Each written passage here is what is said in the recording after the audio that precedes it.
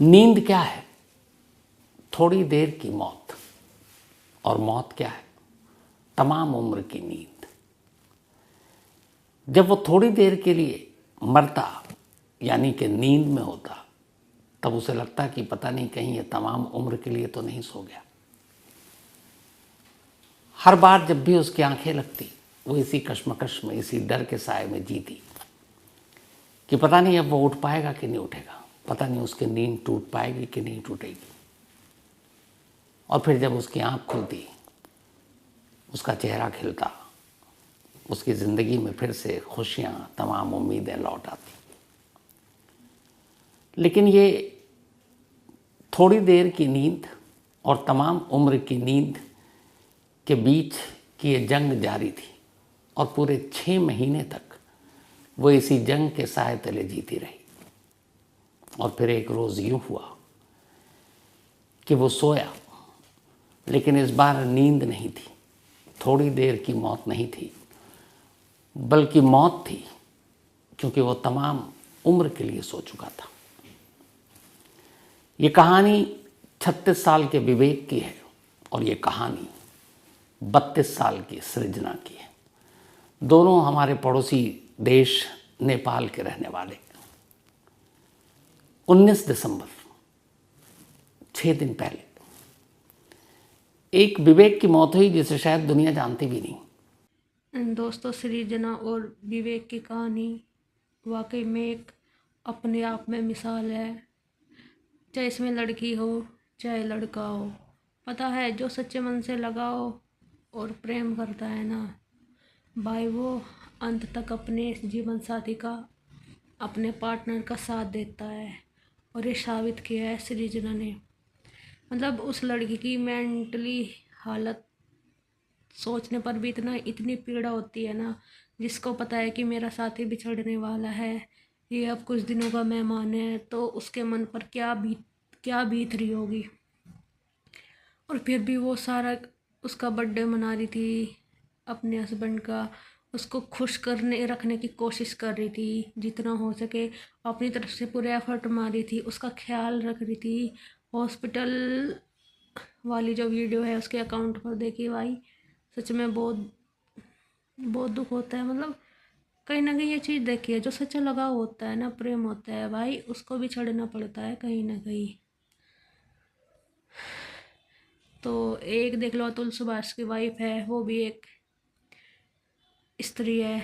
और ये विवेक की वाइफ है, ये भी, मतलब कितना डिफरेंस है। आजकल जो ये सोशल मीडिया पर बहुत चलता है ना, खासकर इंस्टाग्राम की रील्स पे, कि लड़कियां सिर्फ पैसों के लिए मरती है, पैसों के लिए मरती है। भाई सारी लड़कियां ना एक सी होती और ना ही सारे लड़के एक से होते। जो ये इंस्टाग्राम मीम वाले, जो ये रील्स वाले छोटी छोटी वीडियो में तो सब लिखकर इतना ज्ञान फैलते हैं, तो ये मिसाल है सच्चे लगाव की। कुछ लोग जो सोशल मीडिया पर विवेक और सृजना को फॉलो कर रहे थे, बस उन्हीं हज़ारों लोगों को उनकी कहानियाँ मालूम थी। लेकिन विवेक की मौत के बाद पूरी दुनिया में इन दोनों की बातें हो रही हैं। लोग आजकल सोशल मीडिया पर पता नहीं क्या क्या डालते हैं, सब कुछ डालते हैं, हर छोटी छोटी चीज़ें, ज़िंदगी से जुड़ी हुई हर बात। लेकिन कमाल का ये कपल था जिसने अपनी ज़िंदगी की सारी खुशियों को अपने दोस्तों के साथ सोशल मीडिया और ख़ास तौर पर इंस्टाग्राम के ज़रिए शेयर किया। और फिर जब ज़िंदगी में मुश्किल वक्त आया, जब ज़िंदगी हाथ से फिसलने लगी, और सबसे बड़ी तकलीफ़ ये कि मरना तो हर एक को है, जो भी इस दुनिया में आया उसे एक दिन जाना है। लेकिन तकलीफ़ तब होती है जब एक सामने वाले को पता होता है कि उसके पास कितना वक्त है, कितने वक्त के अंदर वो मर जाएगा और कितने वक्त और उसके पास ज़िंदगी बची है। और ये कड़वा सच जानने के बावजूद उन दोनों ने एक फ़ैसला किया कि जो भी होगा आने वाले 6 महीनों में, अगले 6 महीनों में, उन 6 महीनों की हर छोटी छोटी चीज़ें भी वो अपने दोस्तों और दुनिया के साथ शेयर करेंगे। उन्होंने अपने गम, अपनी तकलीफ़, अपने दर्द, इन तमाम चीज़ों को भी एक जीने का ज़रिया बना लिया। और इसके बाद लोगों से शेयर करना शुरू किया अपने दुख को, अपने गम को। और ये करते करते 6 महीने गुजरे और 19 दिसंबर को कहानी खत्म हो गई। 10 साल पुरानी एक छोटी सी लव स्टोरी जिसका एक अफसोसनाक अंत, एक पति पत्नी के रिश्ते के बीच की ये कहानी, एक लवर की ये कहानी, एक आशिक और माशूक की कहानी, एक केयरिंग वाइफ की कहानी, एक प्यार करने वाले पति की कहानी, 2 दिलों के बीच की ये कहानी। और उन 2 दिलों के बीच जब एक बीमार दिमाग आया तो कैसे इस कहानी में एक का हाथ दूसरे से छूट गया, उसकी कहानी। कुछ वक्त पहले तक मुझ समेत तमाम मीडिया में, सोशल मीडिया में लोग अतुल की बात कर रहे थे, अतुल के साथ निकिता की बात कर रहे थे। अतुल ने जो कुछ किया, अतुल ने जिस तरीके से अपने मौत को गले लगाने से पहले दुनिया को एक पैगाम दिया, उसको लेकर हम सब ने तमाम तरह की कहानियाँ सुनाई और उन कहानियों की वजह से एक बहस छिड़ी हमारे ही देश में, और वो थी पति और पत्नी के रिश्तों के बीच की बहस। पति और पत्नी के बीच पनपते रिश्तों में आई कड़वाहट और उस कड़वाहट की वजह से कोई सद तक आगे बढ़ जाए कि अपनी जान ले ले, उसकी बहस। पति को ज़्यादा कानून फेवर करता है या पत्नी को ज़्यादा, उसकी बहस। और उसी बहस के बीच में बड़ी खामोशी से एक खामोश और उदास स्टोरी आई है, विवेक और सृजना की। नेपाल के रहने वाले विवेक और सृजना, नेपाल में एक जगह है, नेपाल एक फुटबॉल प्रेमी देश। नेपाल की टीम फुटबॉल काफ़ी अच्छा खेलती भी है, कोशिश करती है आगे जाने की। अब क्रिकेट शुरू हुआ वहाँ, तो वहीं एक जगह है धारन नेपाल में। इसे सिटी ऑफ फुटबॉल भी कहते हैं और इसको मिनी ब्राज़ील भी कहते हैं, क्योंकि ब्राज़ील भी फुटबॉल का एक महान देश है। इसी धारन में विवेक का जन्म होता है 1988 में, 1988 में। एक भाई विवेक का, माँ बाप, घर खुशहाल, सब कुछ ठीक ठाक। बचपन से ही विवेक को सितारों की दुनिया के रहस्य को जानने का शौक था, और धीरे धीरे जब बड़ा हुआ तो उसने कहा क्यों ना करियर भी इसी में बनाया जाए। तो सितारों को समझने के लिए एस्ट्रोनॉमी की पढ़ाई करनी होती है, उसने कहा उसी की पढ़ाई करेंगे। फिजिक्स में उसकी दिलचस्पी थी। इसी दिलचस्पी और अपने सपनों को उड़ान देने के लिए उसने धारन के एक स्कूल में दाखिला लिया। उसी स्कूल में एक रोज़ उसकी मुलाकात एक लड़की से होती है जो उसी धारन की थी। उसका नाम था सृजना। सृजना जूनियर थी, लेकिन स्कूल एक था, तो अक्सर ब्रेक में या फिर कैंटीन में या फंक्शन में दोनों की मुलाकात होती।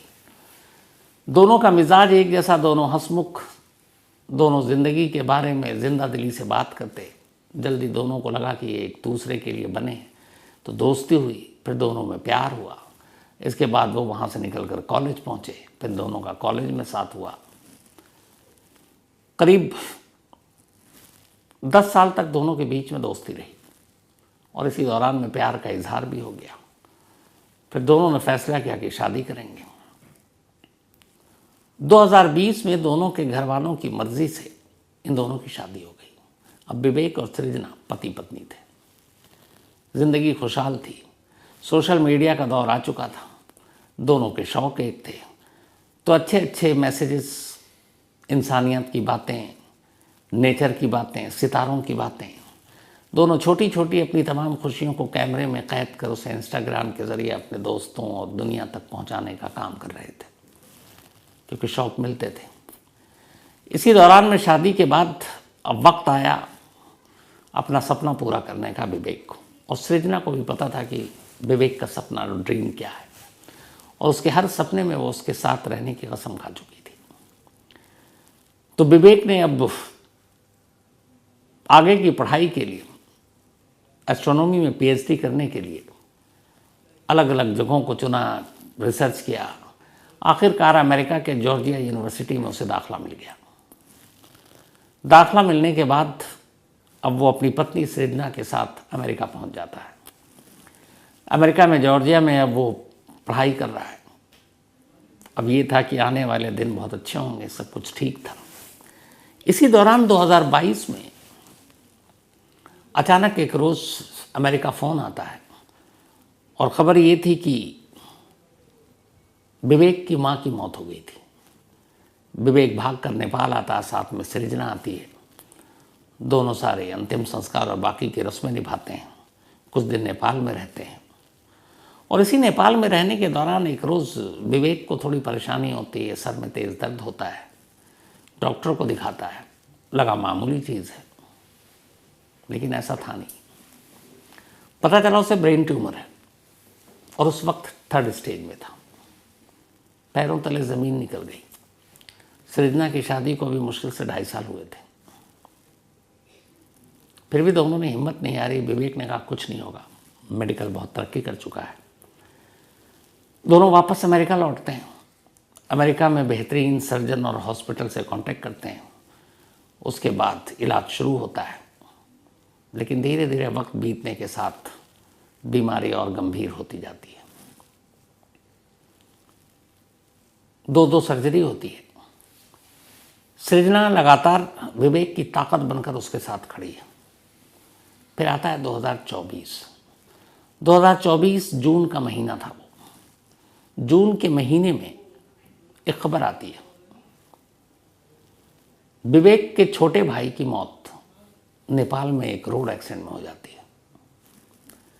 माँ की मौत से वैसे ही टूटा हुआ था, छोटे भाई की मौत, और इधर खुद अपने सर में मौत लेकर वो घूम रहा है। विवेक टूट जाता है, उसकी तबीयत और बिगड़ती है।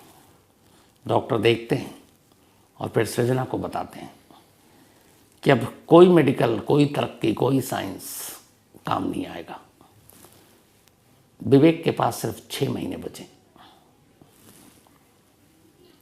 जो उम्मीद थी अमेरिका जैसे देश में वहाँ के इलाज पर, वो आखिरी उम्मीद टूट जाती है। लेकिन सृजना नहीं हारती। वो कहती है ऐसे कई करिश्मे देख चुकी हूँ जब डॉक्टर, तमाम लोग, दुनिया हाथ खड़े कर लेती है, लेकिन ऊपर वाला करिश्मा करता है। उसे लगा कि उसके प्यार में इतनी ताकत है कि वो विवेक को मौत के हाथ से खींच कर ले आएगी। डॉक्टर की बात सुनने के बावजूद सृजना टूटती नहीं है। पिछले 1.5-2 साल से जब से पता चला था, वो लगातार विवेक का सहारा बनी हुई थी, उसे ताकत देती थी। हॉस्पिटल लेकर खुद जाना, जो डॉक्टर कहता वो करना, हर ख़ास मौके पर, चाहे वो एनिवर्सरी हो, चाहे विवेक का बर्थडे हो। अभी लास्ट अगस्त में उसका बर्थडे था, 36वां बर्थडे। उसने उस बर्थडे को ही मनाया, उसे भी कैमरे में कैद किया, तस्वीरें सोशल मीडिया पर डाली, और उसकी हर बीमारी, हर चीज़, डॉक्टर का क्या कहना, वो भी सब शेयर कर रही है। और विवेक भी यही चाहता था, उसकी ख्वाहिश थी कि हर चीज़ दुनिया के साथ बांटो, चाहे खुशी हो या गम। ये सब कुछ चलता रहा। आखिरी 6 महीने डॉक्टर ने दे दिया था। अब इन 6 महीनों में वो जून के बाद अगस्त का महीना आया। दिल में एक उम्मीद थी, लगा डॉक्टर झूठे हैं, अगले साल भी विवेक का बर्थडे मनाएंगे। और इसी उम्मीद और हौसले के साथ उसने बर्थडे मनाया, उसकी तस्वीर शेयर की। लेकिन फिर माँ की मौत का सदमा, भाई की अचानक मौत, इधर खुद की बीमारी, उधर अपनी पत्नी को 24 घंटे यूं परेशान देखना, ये सारी चीज़ें कहीं ना कहीं विवेक को अंदर ही अंदर तोड़ रही थी। वक्त बीतने के साथ इसका उसके जिस्म पर असर होना शुरू हुआ, लेकिन विवेक को कभी एहसास ना हो, इसके लिए सृजना ने हर वो काम किया जो एक दोस्त, एक प्रेमिका, एक पत्नी कर सकती थी। अथक मेहनत करती, रात रात भर जागती, वक्त पर दवा, घर भी चलाना, उसको भी देखना, हॉस्पिटल भी, हॉस्पिटल से घर आ जाना, तब भी बाकी जिम्मेदारियां भी सब निभा रही थी। लेकिन चेहरे पे शिकन नहीं था। यहाँ तक कि जब विवेक की बीमारी की वजह से उसके सर के बाल काटने पड़े या नहीं रहे, तो विवेक को सिर्फ ये यकीन दिलाने के लिए कि तुम बिना बाल के भी बहुत अच्छे लगते हो और मैं भी वैसे ही रहूँगी, उसने खुद अपने बाल छोटे कर दिए, सिर्फ विवेक को चेहरे पर हंसी लाने के लिए। एक छोटी सी चीज़ थी, लेकिन सोचे तो बहुत बड़ी थी। ये सब चलता रहा। उसने अपनी पूरी दुनिया ही कुर्बान कर दी अपने प्यार को बचाने के लिए, लेकिन वक्त बहुत जालिम था। वक्त के आगे कुछ टिकता नहीं है। 19 दिसंबर यही वो तारीख थी जब सेहत लगातार गिर रही थी। बीच बीच में कई बार विवेक एक थोड़ी देर की मौत मरता, यानी नींद में होता, लेकिन 19 दिसंबर को जब वो सोया तो फिर तमाम उम्र के लिए सो गया। जो एहसास था कि शायद जागेगा, हर दिन ऐसा होता है, 19 दिसंबर को ऐसा हुआ नहीं। और उस दिन के बाद सृजना की ये पूरी लड़ाई खत्म हो गई। लेकिन दोनों पति पत्नी ने और दोनों प्रेमी प्रेमिका ने एक वादा किया था कि वो हर खुशी हर गम को शेयर करेंगे। तब भी उस वक्त एक दो लोग थे जो इन सारी चीज़ों को कैमरे में कैद कर रहे थे। वो आखिरी घड़ियाँ, वो आखिरी पल, वो अस्पताल में सृजना का बेहोश होना, वो चीखना, वो उसकी लाशों से गले लगकर रोना, उसकी चीज़ों को छूना, उसके तकिया, उसके बिस्तर, वो सारी चीज़ें कैद थी। जो भी वहाँ आसपास थे जॉर्जिया में उस दिन, उनका भी कलेजा फट गया था। लेकिन मौत को कौन टाल सकता है। अब इसके बाद अंतिम संस्कार की बारी आई। 10 साल पुराना प्यार का रिश्ता, 4 साल पुरानी शादीशुदा ज़िंदगी का रिश्ता और 2 साल वो ज़िंदगी और मौत का रिश्ता। आखिरी 6 महीने जो डॉक्टर ने दिया था, वो आखिरी 6 महीने का रिश्ता, सब खत्म होने जा रहा था, सब टूटने जा रहा था। लेकिन इसी बीच एक और दिक्कत थी। दिक्कत ये थी कि अपनी सारी चीज़ें, अपनी सारी जमा पूंजी सृजना ने विवेक के इलाज पर खर्च कर दिया था। जो दोस्त थे, कुछ हमदर्द थे, वो मदद कर रहे थे।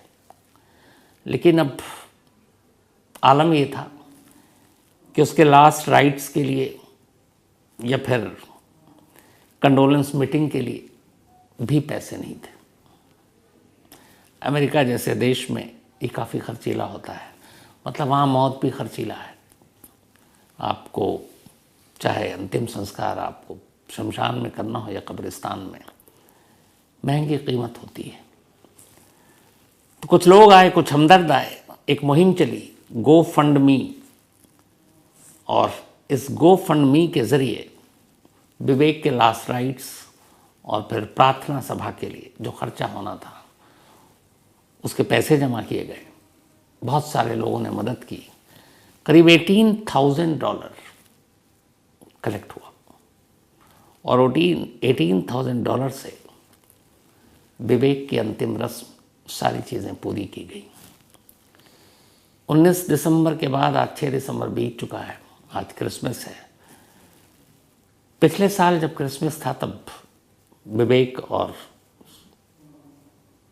सृजना ने जो क्रिसमस मनाई, उससे पहले जो मनाई उसकी भी तमाम यादें रिकॉर्ड थी।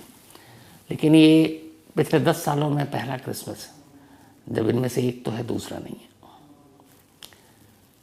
पूरी दुनिया और जितने भी लोग जानते हैं इस कहानी को, आज सृजना का नाम ले रहे हैं, तारीफ कर रहे हैं। जानते हैं वजह क्या है? वजह यह है कि एक शख्स, क्योंकि हम सब जानते हैं मौत तो लाजमी आना है, लेकिन हर जगह से दरवाज़ा बंद हो जाए, डॉक्टर भी ना कर दे, और वो अपनी पूरी ताकत से, अपनी पूरी इबादत के साथ उसे बचाने के लिए, उसके चेहरे पर खुशी लाने के लिए, उसे एक नई उम्मीद, नया हौसला दिलाने के लिए उसके साथ खड़ी हो, लगातार खड़ी हो। यहीं पे जो लोग अतुल और जो उसकी वाइफ की बातें कर रहे हैं और उसके बाद जो पति पत्नी के रिश्तों को लेकर बातें आ रही थी, ये एक कहानी समाज को उसका जवाब है। पूरी क्राइम तक फैमिली के साथ मैं यही दुआ करता हूँ कि विवेक तो नहीं रहा, उसकी आत्मा को ऊपर वाला शांति दे, लेकिन सृजना ने जो किया उसकी बाकी की ज़िंदगी अच्छी गुजरे, यादें उसके साथ रहें, लेकिन अब उसे कोई तकलीफ़ ना हो, यही दुआ है। तो कहानी में आज इतना ही, बल्कि इसे कहानी भी नहीं कहूँगा, आज इतना ही। अब आपसे मुलाकात होगी कल रात 9 बजे किसी और इसके साथ। तब तक अपना और अपनों का ख्याल रखिएगा। Thank you.